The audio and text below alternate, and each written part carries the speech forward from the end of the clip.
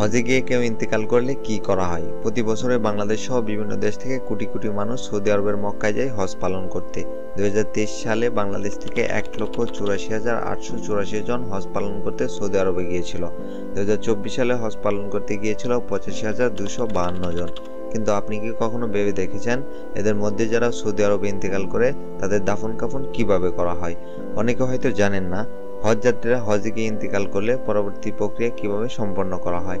তাহলে চলুন বাংলাদেশ থেকে যারা হজ পালন করতে যায় তাদের মধ্যে কেউ ইন্তেকাল করলে তার দাফন কাফন কিভাবে করা হয়, আবেদনপত্র কিভাবে কি করতে হয় সবকিছু জানাবো এই ভিডিওতে।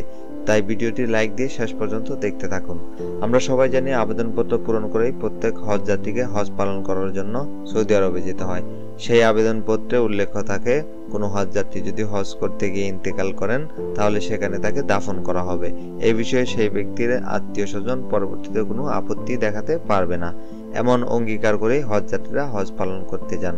তাই কোনো ব্যক্তি যদি দুর্ঘটনার শিকার হয়ে হাসপাতালে কিংবা অন্য কোনো কারণে প্রয়াত হন তাহলে প্রথমে তাদের মরদেহ শনাক্ত করা হয়। মরদেহ শনাক্ত করতে সাহায্য করেন হজ যাত্রীর কাছের কোনো ব্যক্তি।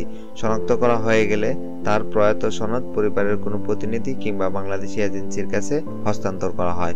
বাংলাদেশ মিশন কার্যালয় থেকে এই সনদ সংগ্রহ করে মুআল্লেম অফিস থেকে তা সত্যায়িত করতে হয়। যদি কোনো হজ যাত্রী মদিনায় ইন্তেকাল করেন তাহলে তার জানাজার মসজিদে নবমীতে, আবার যদি কোনো হজ যাত্রী মক্কায় ইন্তেকাল করেন তাহলে তার জানাজা পড়ানো হয় মসজিদুল হারামে।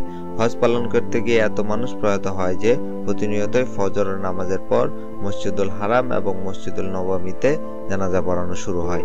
এজন্য অন্য ওয়াক্তেও একাধিকবার জানাজা পাঠানোর প্রয়োজন পড়ে।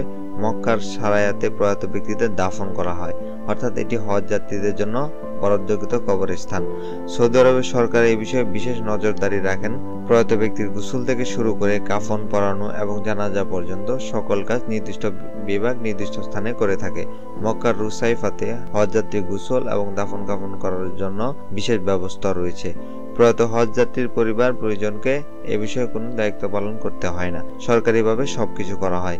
এমনকি প্রয়াত ব্যক্তির খাট কাঁধে নেওয়ার জন্য কোনো প্রতিনিধির প্রয়োজন পড়ে না, এটি আরবেরাই করে থাকে। এই বিষয়টিকে তারা সৌভাগ্য মনে করেন। মক্কার একটি বিখ্যাত কবরস্থানের নাম জান্নাতুল মুআল্লা। এটি মসজিদুল হারামের পূর্ব দিকে অবস্থিত। আগে হজযাত্রীদের এই কবরেই শায়িত করা হতো। এখানে নাম ফলক ছাড়াই লাখ লাখ কবর রয়েছে। অনেক সাহাবীদের কবর সহ এখানে নবী করিম সাল্লাল্লাহু আলাইহি ওয়াসাল্লামের স্ত্রীদেরও কবর রয়েছে।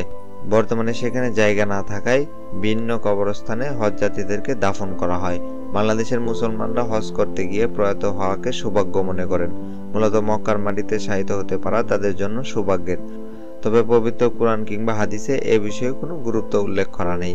কিন্তু কোনো ইমানদার ব্যক্তি যদি হজ করতে গিয়ে প্রয়াত হন তাহলে সেটি অবশ্যই মর্যাদাপূর্ণ। বিশ্বের বিভিন্ন দেশ থেকে আসা হজ যাত্রীদের প্রয়াত হলে সৌদি আরবের নিয়ম অনুযায়ী তাদেরকে দাফন করা হয়। আজকের ভিডিওটি এই পর্যন্তই, দেখা হবে পরবর্তী কোনো ভিডিওতে।